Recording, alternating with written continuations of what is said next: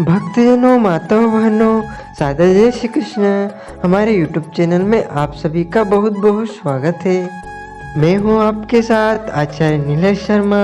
सबसे पहले आपको और आपके पूरे परिवार को श्रावण शिवरात्रि की बहुत बहुत शुभकामनाएं एवं बधाइयाँ। भगवान भोलेनाथ एवं माता पार्वती का भरपूर आशीर्वाद आप सभी के जीवन पर निरंतर बना रहे। भगवान महादेव की कृपा से आप सभी सुखी रहें, स्वस्थ रहें, व्यस्त रहें और मस्त रहें। प्रत्येक माह के कृष्ण पक्ष की चतुर्दशी तिथि को शिवरात्रि मनाई जाती है, लेकिन पूरे वर्ष में 2 शिवरात्रि बहुत खास मानी जाती है।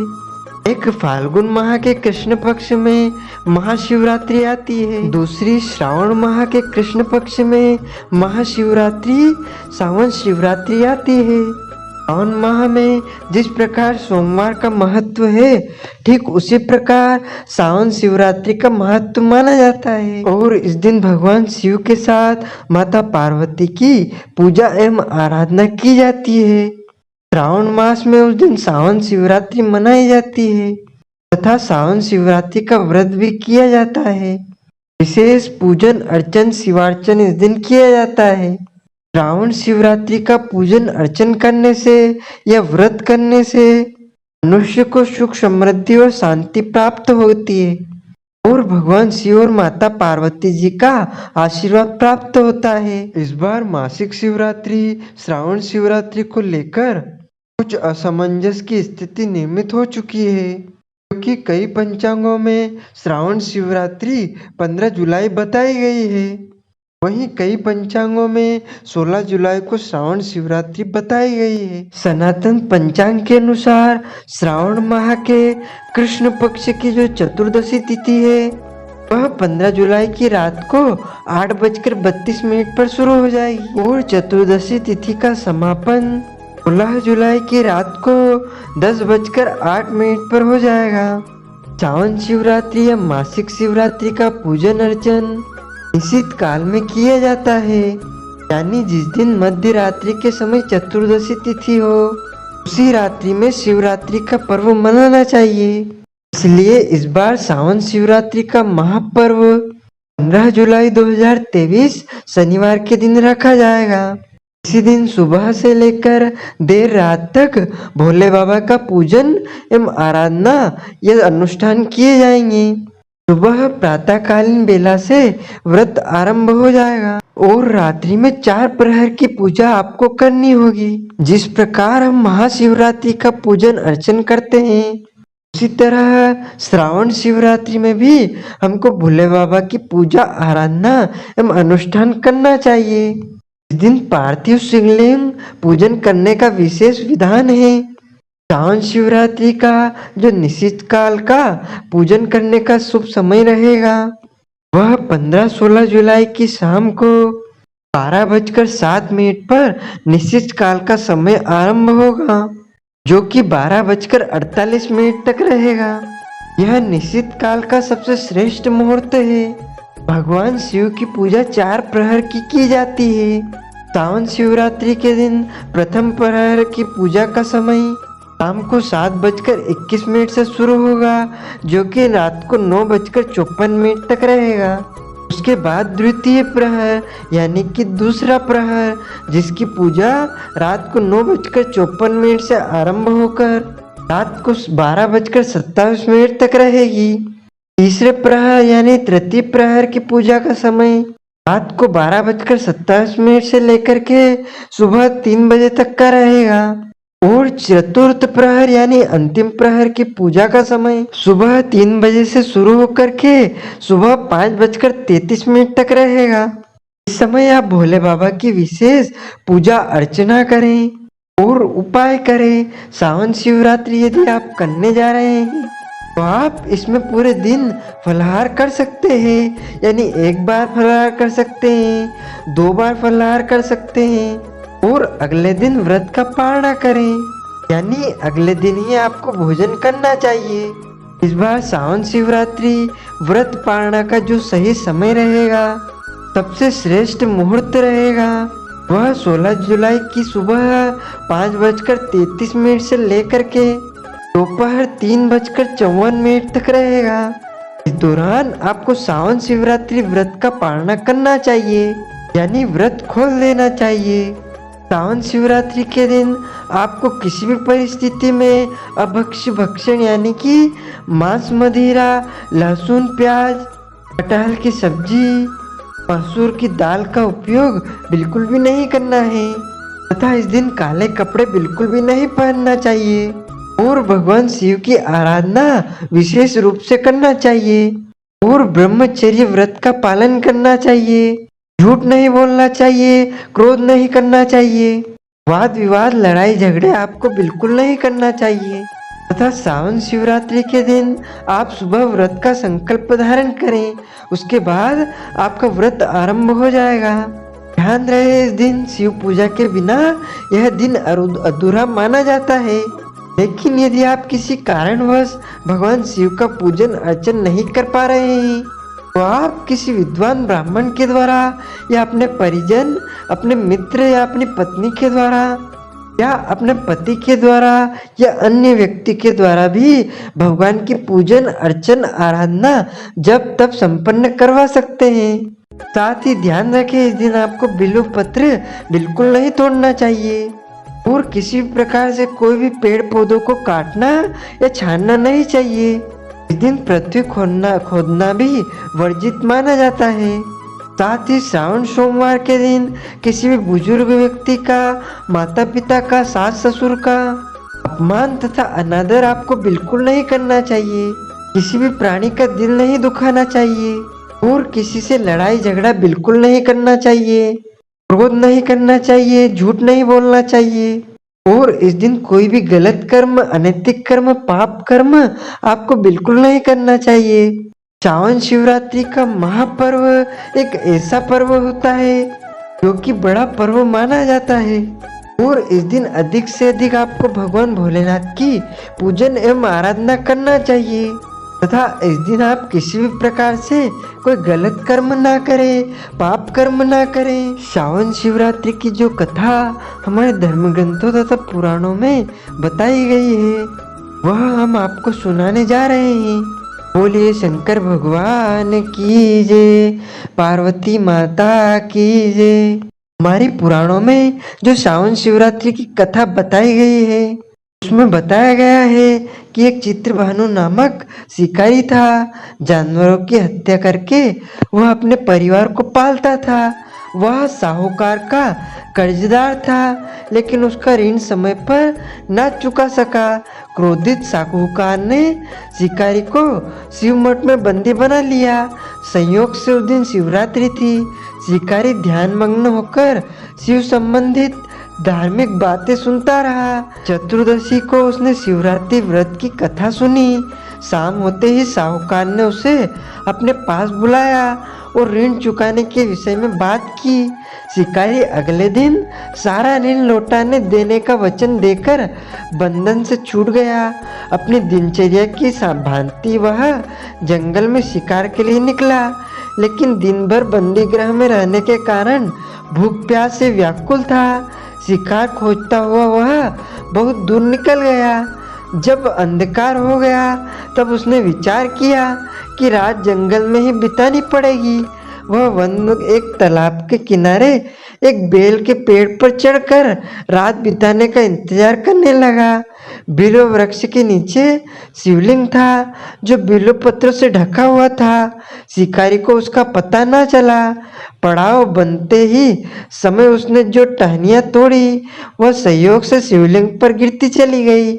इस प्रकार दिन भर भूखे प्यासे शिकारी का व्रत भी हो गया और शिवलिंग पर बिल्वपत्र भी चढ़ गए। एक प्रहर रात्रि बीत जाने पर वहां पर एक गर्भिणी हिरनी तालाब पर पानी पीने पहुंची। शिकारी ने धनुष पर तीर चढ़ाकर जो ही प्रत्यंजा खींची। उसने जैसे ही धनुष खींचा, हिरनी बोली, मैं गर्भिणी हूँ, शीघ्र ही प्रसव करूंगी। तुम एक साथ दो जीवों की हत्या करोगे जो ठीक नहीं है। मैं बच्चों को जन्म देकर शीघ्र ही तुम्हारे समक्ष प्रस्तुत हो जाऊंगी। तब मार देना। शिकारी ने प्रत्यंचा ढीली कर दी और हिरनी जंगली झाड़ियों में लुप्त हो गई। प्रत्यंचा चढ़ाने तथा ढीली करने के वक्त कुछ बिल्वपत्र अनायास ही टूटकर शिवलिंग पर गिर गए। इस प्रकार उससे अनजाने में ही प्रथम प्रहर का पूजन भी संपन्न हो गया। कुछ ही देर बाद एक हिरनी उधर से निकली। शिकारी की प्रसन्नता का ठिकाना न रहा। समीप आने पर उसने धनुष पर बाण चढ़ाया। तब उसे देख हिरनी ने विनम्रता पूर्वक निवेदन किया, हे शिकारी, मैं थोड़ी देर पहले ही ऋतु में निवृत्त हुई हूँ, कामातुर विहारिणी हूँ, अपने प्रिय की खोज में भटक रही हूँ। मैं अपने पति से मिलकर शीघ्र ही तुम्हारे पास आ जाऊंगी। शिकारी ने उसे भी जाने दिया। 2 बार शिकारी को खोकर उसका माथा ठनका। वह चिंता में पड़ गया। रात्रि का आखिरी पहर बीत रहा था। इस बार भी धनुष से लगकर कुछ बेलपत्र शिवलिंग पर जा गिरे तथा दूसरे प्रहर की पूजन भी संपन्न हो गई। तभी एक अन्य हिरनी अपने बच्चों के साथ उधर से निकली। शिकारी के लिए यह स्वर्णिम अवसर था। उसने धनुष पर तीर चढ़ाने में देर नहीं लगाई।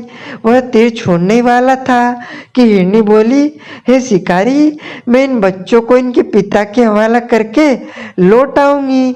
इस समय मुझे मत मारो। शिकारी हंसा और बोला, सामने आए शिकारी को छोड़ दूं? मैं ऐसा मूर्ख नहीं। इससे पहले मैं 2 बार अपना शिकार खो चुका हूँ। मेरे बच्चे भूखे प्यास से व्यग्र हो रहे होंगे। उत्तर में हिरनी ने फिर कहा, जैसे तुम्हें अपने बच्चों की ममता सता रही है, ठीक वैसे ही मुझे भी।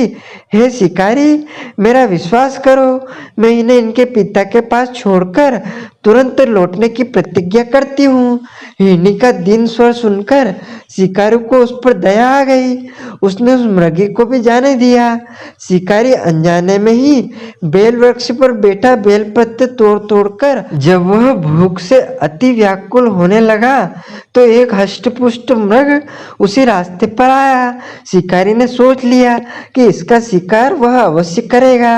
शिकारी की तनी प्रत्यंचा देखकर मृग विनती स्वर में बोला, हे शिकारी, यदि तुमने मुझसे पूर्व आने वाली 3 मृगियों तथा छोटे छोटे बच्चों को मार डाला है तो मुझे भी मारने में विलंब ना करो, ताकि मुझे उनके वियोग में एक क्षण भी दुख न सहना पड़े। मैं उन हिरनियों का पति हूँ। यदि तुमने उन्हें जीवन दान दिया है तो मुझे भी कुछ क्षण जीवन देने की कृपा करो। मैं उनसे मिलकर तुम्हारे समक्ष उपस्थित हो जाऊंगा। मृग की बात सुनते ही शिकारी के सामने पूरी रात का घटना चक्र घूम गया। उसने सारी कथा मृग को सुना दी। तब मृग ने कहा, मेरी तीनों पत्नियों जिस प्रकार प्रतिज्ञाबद्ध होकर गई है, मेरी मृत्यु से अपने धर्म का पालन नहीं कर पाएंगी। अतः जैसे तुमने उन्हें विश्वास पात्र मानकर छोड़ा है, वैसे ही मुझे भी जाने दो। मैं उन सबके साथ तुम्हारे सामने शीघ्र ही उपस्थित होता हूँ। शिकारी ने उससे भी जाने दिया। इस प्रकार प्रातः हो आई। उपवास, रात्रि जागरण तथा शिवलिंग पर बेलपत्र चढ़ने से अनजाने में ही पर शिवरात्रि की पूजा पूर्ण हो गई। पर अनजाने में ही हुई पूजन का परिणाम उसे तत्काल मिला। शिकारी का हिंसक हृदय निर्मल हो गया। उसमें भागवत शक्ति का वास हो गया। थोड़ी ही देर बाद वह मृग सपरिवार शिकारी के समक्ष उपस्थित हो गया ताकि वह उनका शिकार कर सके। किंतु जंगली पशुओं की ऐसी सत्यता, सात्विकता एवं सामूहिकता, प्रेम भावना देखकर शिकारी को बड़ी ग्लानि हुई। उसने मृग परिवार को जीवन दान दे दिया। अनजाने में शिवरात्रि व्रत का पालन करने पर शिकारी को मोक्ष की प्राप्ति हुई। जब मृत्यु काल में यमदूत उसके जीवन को ले जाने आए तो शिवगणों ने उन्हें वापस भेज दिया तथा शिकारी को शिवलोक ले गए। शिवजी की कृपा से ही अपने इस जन्म में राजा चित्रभानु अपने पिछले जन्म को याद रख पाए तथा महाशिवरात्रि के महत्व को जानकर उसका अगले जन्म में भी पालन कर पाए। शिकारी की कथा अनुसार महादेव तो अनजाने में किए गए व्रत का भी फल दे देते हैं, पर वास्तव में महादेव शिकारी की दया भाव से प्रसन्न हुए। अपने परिवार के कष्ट का ध्यान देते हुए भी शिकारी ने मृग परिवार को जाने दिया। यह करुणा ही वास्तुतः उस शिकारी को उन पंडित एवं पुजारियों से उत्कृष्ट बना देती है, जो कि सिर्फ रात्रि जागरण, उपवास एवं दूध दही एवं बेलपत्र आदि द्वारा शिव को प्रसन्न कर लेना चाहते हैं। इस कथा में सबसे महत्वपूर्ण बात यह है कि इस कथा में अनजाने में हुए पूजन पर विशेष बल दिया गया है। इसका अर्थ यह नहीं है कि शिव किसी भी प्रकार से किए गए पूजन को स्वीकार कर लेते हैं, अतः भोलेनाथ जाने या अनजाने में हुए पूजन से भेद नहीं कर सकते। वास्तव में वह शिकारी शिव पूजन नहीं कर रहा था। इसका यह अर्थ भी हुआ कि वह किसी तरह के किसी भी फल की कामना भी नहीं कर रहा था। उसने मृग परिवार को समय एवं जीवन दान दिया, जो कि शिव पूजन के समान है। शिव का अर्थ ही कल्याण होता है। उन निरीह प्राणियों का कल्याण करने के कारण ही वह शिव तत्व को जान पाया तथा उसका शिव में साक्षात्कार हुआ। परोपकार करने के लिए महाशिवरात्रि का दिवस होना भी आवश्यक नहीं है। पुराण में 4 प्रकार के शिवरात्रि पूजन का वर्णन है। मासिक शिवरात्रि, प्रथम आदि शिवरात्रि तथा महाशिवरात्रि, पुराण वर्णित अंतिम शिवरात्रि, नित्य शिवरात्रि। वस्तुतः प्रत्येक रात्रि शिवरात्रि है। अगर हम उन परम कल्याणकारी आशुतोष भगवान में स्वयं को लीन कर दे तथा कल्याण मार्ग का अनुसरण करें, वही शिवरात्रि का सच्चा व्रत होता है। बोलिए शंकर भगवान की जय, पार्वती मैया की जय। अच्युतं केशवं राम नारायणं श्रीकृष्ण दामोदरं वासुदेवं भजे, श्रीधरं माधवं गोपिका वल्लभं, श्रीजानकी नायकं श्री रामचन्द्रं भजे। जानकी मनोहरं सर्वलोकनायकं श्रीशंकरादिसेवितं पुण्यनाम कीर्तनम्। श्री राम राम राम राम राम नामतायकं, रामकृष्ण वासुदेव भक्ति मुक्तिदायकं, रामकृष्ण वासुदेव भक्ति मुक्तिदायकं। बोलिए शंकर भगवान की जय, पार्वती मैया की जय, गजानन गणपति महाराज की जय। धर्म की जय हो, अधर्म का नाश हो, प्राणियों में सद्भावना हो, विश्व का कल्याण हो। गौ माता की जय हो, सनातन धर्म की जय हो, नगर वस्ती की जय हो, आज के आनंद की जय हो, कल के आनंद की जय हो। ओम नमः पार्वती पदे हर हर महादेव।